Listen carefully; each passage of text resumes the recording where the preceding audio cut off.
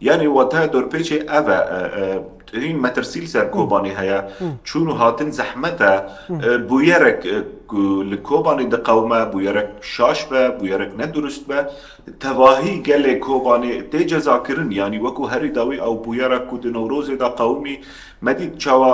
heftiyekê belkî zêdetir elektirîk li ser Kobanê qutbû avê vexwarinê li ser Kobanê qutbû bazirganên ku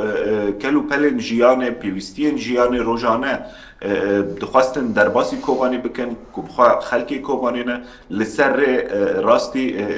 yani işkenceyan hatin otomobîlên wan hatine şikênandin xezmên û bîdaên ku wan kirî hindek ji wan hate desteserkirin tevî ku keskayî bû yani ne em bêjin tiştên dîtir bûn. Yani ev hemû tekez dike ku hîna bi çavekî dijmanetligiyê li gelê Kobanê dinêrin. Ev jî tê wateya yani gotina dorpêçê yani dema em behs dikin mumkîn e niha kesek bibêje çûn û hatin serbest e em darin tên rast e ev yek rast e lê bi çi rengî ye çûn û hatin